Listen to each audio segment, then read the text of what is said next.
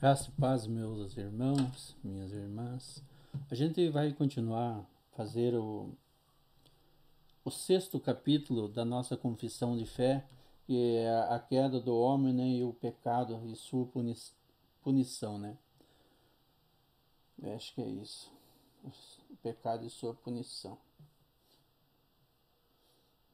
Pecado e sua punição. Isso. Marquei aqui, né, que não tem como voltar para não estar indo voltando, né? Então a gente continua daqui. Essa aqui é a segunda parte. Então convido vocês para acompanhar comigo. Em 1 Coríntios, capítulo 15, 21, 22 e 45 e 49 diz assim: visto que a morte veio por um homem, também por um homem veio a ressurreição dos mortos. E é Jesus Cristo, né? O pecado veio por Adão, né? Porque assim como Adão todos morrem, assim também todos serão vivificados em Cristo. Pois assim está escrito: o primeiro homem, Adão, foi feito alma vivente. O último Adão, porém, é espírito vivificante, né? Jesus, ele se transformou em carne, mas é espírito, né? E por isso que nós conseguimos a nossa ressurreição, né? E assim como trouxemos a imagem do que é terreno, devemos trazer também a imagem do celestial. Em Salmos 51, 5 diz assim: eu nasci em pecado me concebeu minha mãe. Então, nós nascemos em pecado, então, desde o útero da nossa mãe, nós já estamos em pecado, então não tem como nós se santificar por isso. Nós somos a semente de Adão, né? E Jó 14, versículo 4 diz assim: quem da imundície poderá tirar causa pura? Ninguém. Então, veja bem, quem que dá imundícia? Então, quem de nós poderá se lavar dos nossos pecados sem nós mesmos, com nós mesmos aqui? É a mesma coisa ele falando assim, quem dá imundícia, ou quem, o porco, né, a imundícia, poderá tirar causa pura? Então, assim, como que o maligno poderá tirar coisas do bem, né? Ninguém consegue tirar. Então, aqui em Efésios 8, 2, 3 diz assim: entre os quais também todos nós andamos outrora segundo as inclinações da nossa carne, fazendo a vontade da carne e dos pensamentos, e éramos, por natureza, filhos da ira, como também os demais, né? Romanos 6, tem aquele número 9, mas é só um número, sequência 1, 2, 3, assim, né? Romanos 6, 20 diz assim: porque quando erais escravo do pecado, estavais isento em relação à justiça. Romanos 5, 12: portanto, assim como por um só homem entrou o pecado no mundo, e pelo pecado a morte, assim também a morte passou a todos os homens, porque todos pecaram. Então não existe um santo nesse ser humano. Em Hebreus 2, 14, 15 diz assim: visto, pois, que os filhos têm participação comum de carne e sangue, destes também ele igualmente participou, para que por sua morte destruísse aquele que tem o poder da morte, a saber, o diabo, e livrasse a todos que, pelo pavor da morte, estavam sujeitos à escravidão por toda a vida. Então, por que Jesus, Deus, que fala em João, né? Antes o verbo estava com Deus, né? O verbo era Deus, né? E se fez carne e habitou entre nós. Para quê? Para que ele sofresse os nossos pecados na carne dele, carregasse, pudesse vencer a morte, para que nós também com a morte em Cristo nós podemos ter a nossa salvação, né? Em 1 Tessalonicenses 1,10 diz assim: e para aguardares do céu o seu Filho, a quem ele ressuscitou dentre os mortos, Jesus, que nos livra da ira vindoura. Então, assim, aquele que ele ressuscitou, quem Deus ressuscitou Jesus, e por Jesus nós morremos com Jesus para o pecado e nascemos para a vida, né? Da corrupção, daí a continuação que é Jesus que nos livra da ira vindoura da corrupção natural procedem todas as atuais transgressões, porque ela nos torna completamente indisposto, incapacitado e contrários a todo bem e totalmente inclinado para todo mal. Veja bem, então a inclinação do humano é para o mal, não tem para a santidade, né? Se alguma santidade há em nós, porque Deus que nos capacitou para isso, né? Em Tiago 1, 14, 15 diz assim: ao contrário, cada um é tentado pela sua própria cobiça, quando esta atrai e seduz. Então a cobiça, depois de haver concebido, dá a luz ao pecado. E o pecado, uma vez consumado, gera a morte. O que quer dizer?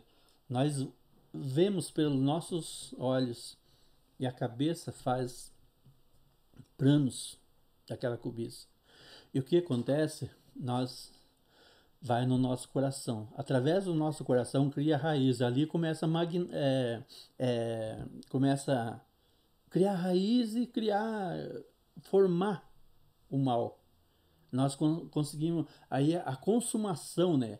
É concebida como dar à luz, quando fala aqui, né? É a mesma coisa de dar à luz. Ou essa cobiça aos nossos olhos. Quando nós deixamos a cobiça entrar em nós, acontece isso aqui, ela dá luz. Pronto, daí depois que está no nosso coração, o que acontece? Não tira mais, só o Espírito Santo para tirar. E aí acontece, o pecado gera morte. Não fala que o, o preço do pecado é a morte? Então, Mateus 15, 19. Porque do coração procede maus desígnios, homicídio, adultério, prostituição, furto, falsos testemunhos, blasfêmias. Então, do coração, porque já está no coração. Uma vez estando no coração, é difícil. Romanos 8, 7 diz assim: por isso o pendor da carne é inimizado contra Deus, pois não está sujeito à lei de Deus, nem mesmo pode estar. Então a nossa carne não está sujeito às leis de Deus, ela está sujeito. A nossa carne tem que falar. A carne é uma luta contra o espírito e o espírito é uma luta contra a carne, porque a carne, uma vez que ela domina o nosso ser, ela enfraquece o nosso espírito. E quando nós deixamos que ela toma conta, nosso espírito, o que acontece? Um fica forte, o outro fica fraco. Um vai sugando o outro. E acontece que o nosso espírito fica anêmico. E daí é só a vitamina que nós temos é a fé em Cristo e Jesus, né? Deus trazendo nós da perdição e resgatando nós, né? Colossenses 1:21, e a vós outros também, que outrora erais estranho e inimigo no entendimento pelas vossas obras malignas. Nós éramos estranhos a Deus. Hoje nós somos que os eleitos de Deus, né, aquele que Deus resgatou, já não é estranho mais, né? Durante esta vida, a corrupção da natureza permanece, mesmo naqueles que são regenerados. Embora ela seja perdoada e mortificada mediante Cristo, a corrupção em si, as suas inclinações e o que dela procede, tudo é verdadeiramente pecado. Então, nós estamos no mundo, nós somos tentados sempre. Jesus foi tentado, né? Então nós, por mais que nós estejamos na nossa caminhando na nossa, buscando nossa santidade dia a dia, nós seremos tentados, sempre será, porque nós estamos na carne ainda. Então, Romanos 7, 18 e 23 diz assim: porque eu sei que em mim isto na minha carne, não habita bem nenhum. Pois o querer o bem está em mim, não porém o efetuá-lo. Mas vejo nos meus membros outra lei que, guerreando contra a lei da minha mente, me faz prisioneiro da lei do pecado que está nos meus membros. Essa aqui é Paulo falando, né? Ele não queria fazer o pecado, ele não queria ser obediente ao pecado, mas estava na carne dele, a carne dominava. Ainda ele diz: pobre homem que sou, né? Eclesiastes diz assim, 7:20, não há homem justo sobre a terra que faça o bem e que não peque. Tem muita gente que fala assim, eu estou livre, eu estou purificado, estou limpo perante Deus. Só de falar isso já está fazendo pecado. 1 João 1:8 diz assim, se dissermos que não temos pecado, presta atenção, acabei de falar, né? Se dissermos que não temos pecado nenhum, a nós mesmos nos enganamos e a verdade não está em nós. Romanos 7:23-25 diz assim, mas vejo nos meus membros outra lei que guerreando contra a lei da minha carne, da minha mente, me faz prisioneiro da lei do pecado que está nos meus membros. Que Paulo fala lá, desventurado o homem que sou, quem me livrará do corpo desta morte? Quem me livrará? Só Deus, né?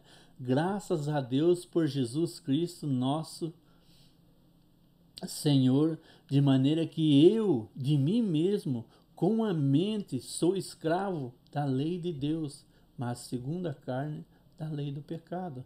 Uma mente, a minha mente busca fazer a vontade de Deus, mas a minha carne busca fazer a vontade do pecado. Então, eu sou prisioneiro na minha mente de Deus, de fazer as coisas do bem na minha mente. Mas quando a minha carne reage, ela coloca eu no pecado. A minha carne é pecado, a nossa carne, né? Então, Gálatas 5:17 diz assim, porque a carne milita contra o espírito e o espírito contra a carne, porque são opostos entre si, para que não façais o que porventura seja do vosso querer, que eu acabei de falar antes lá. E aqui a gente termina, né? Aqui a gente está no capítulo 7 já, então não misturamos a ministração, né? Os nossos estudos, né? Como aconteceu lá, a gente ficou um pedacinho na outra lá, a aula passada, né? Mas isso não tem problema porque a gente continuou, né? Então aqui a gente termina o capítulo 6. Na próxima vez a gente vai para o capítulo 7, que é os pactos de Deus, né?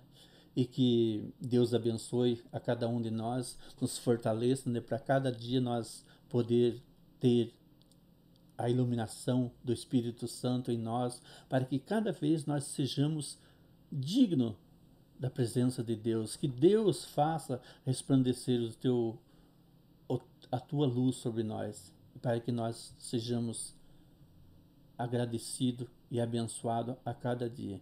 Que Deus Pai Todo-Poderoso nos abençoe hoje, todos os dias, que o Espírito Santo nunca se capacite. Se inscreva no canal, curte, compartilha e aguarde que terá mais, muito mais. Até a próxima.